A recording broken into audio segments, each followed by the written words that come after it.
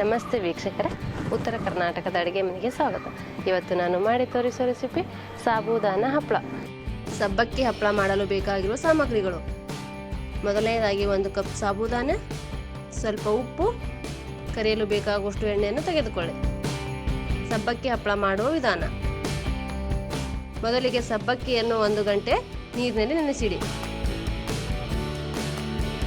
ನಂತರ ಒಂದು ಪಾತ್ರೆಯಲ್ಲಿ 1 ಕಪ್ ಸಬ್ಬಕ್ಕಿಗೆ 3 ಕಪ್ ನೀರನ್ನು ಹಾಕಿ ಕುದಿಯಲು ಬಿಡಿ. ನೀರು ಕುದಿಯುತ್ತಿದ್ದ ಹಾಗೆ ನೆನೆದಿರುವ ಸಬ್ಬಕ್ಕಿಯನ್ನು ಹಾಕಿ ಬೇಯಿಸಿಕೊಳ್ಳಿ. 2 ನಿಮಿಷ ಬೇಯಿಸಿದ ನಂತರ ಸ್ವಲ್ಪ ಉಪ್ಪು ಹಾಕಿ 2 ನಿಮಿಷ ಬೇಯಿಸಿಕೊಳ್ಳಿ. 2 ನಿಮಿಷ ಬೇಯಿಸಿದ ನಂತರ ಸ್ವಲ್ಪ ತಣ್ಣಗಾಗಲು ಬಿಡಿ. ಸ್ವಲ್ಪ ತಣ್ಣಗಾದ ನಂತರ ಬೇಯಿಸಿರುವ ಸಬ್ಬಕ್ಕಿಯನ್ನು ಮಿಕ್ಸಿ ಜಾರಿಗೆ ಹಾಕಿ ನುಣ್ಣಗಾಗುವವರೆಗೆ ರುಬ್ಬಿಕೊಳ್ಳಿ.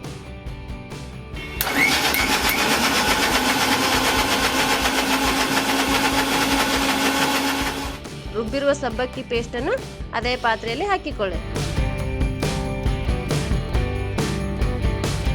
ಈಗ ಒಂದು ಪ್ಲಾಸ್ಟಿಕ್ ಕವರ್ ಮೇಲೆ ನಮಗೆ ಯಾವ ಸೈಜಿನಲ್ಲಿ ಬೇಕೋ ಆ ಸೈಜಿನಲ್ಲಿ ಹಪ್ಪಳಗಳನ್ನು ಹಾಕಿಕೊಳ್ಳಿ.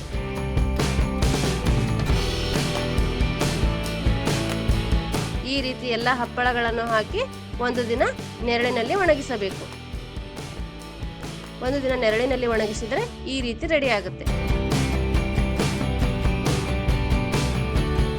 ನಂತರ ಈ ರೀತಿ ರೆಡಿಯಾಗಿರುವ ಹಪ್ಪಳಗಳನ್ನು ಪ್ಲಾಸ್ಟಿಕ್ ಕವರ್ನಿಂದ ಒಂದೊಂದಾಗಿ ಬಿಡಿಸಿಕೊಳ್ಳಿ. ಬಿಡಿಸಿರುವ ಹಪ್ಪಳಗಳನ್ನು ಈ ರೀತಿ ಒಂದು ತಟ್ಟೆಯಲ್ಲಿ ಇಟ್ಟು 1 ದಿವಸ ಬಿಸಿಲಿನಲ್ಲಿ ಒಣಗಿಸಿಕೊಳ್ಳಿ. ಬಿಸಿಲಿನಲ್ಲಿ ಒಣಗಿದ ನಂತರ ಈ ರೀತಿ ರೆಡಿಯಾಗಿರುತ್ತೆ. ಈ ರೀತಿ ಒಣಗಿದ ನಂತರ ನಿಮಗೆ ಯಾವಾಗ ಬೇಕೋ ಆವಾಗ ಎಣ್ಣೆಯಲ್ಲಿ ಫ್ರೈ ಮಾಡಿಕೊಳ್ಳಬೇಕು.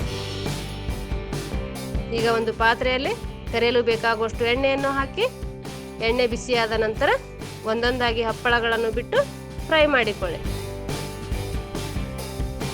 ಈ ರೀತಿ ಫ್ರೈ ಮಾಡಿದರೆ ಸಬ್ಬಕ್ಕಿ ಹಪ್ಪಳ ಸವಿಯಲು ರೆಡಿ. ಸಬ್ಬಕ್ಕಿ ಹಪ್ಪಳ ಮಾಡುವ ವಿಧಾನ ನಿಮಗೆ ಇಷ್ಟವಾದಲ್ಲಿ ಲೈಕ್ ಮಾಡಿ, ಶೇರ್ ಮಾಡಿ, ಕಮೆಂಟ್ ಮಾಡಿ, ಸಬ್ಸ್ಕ್ರೈಬ್ ಆಗಿ. ಧನ್ಯವಾದಗಳು.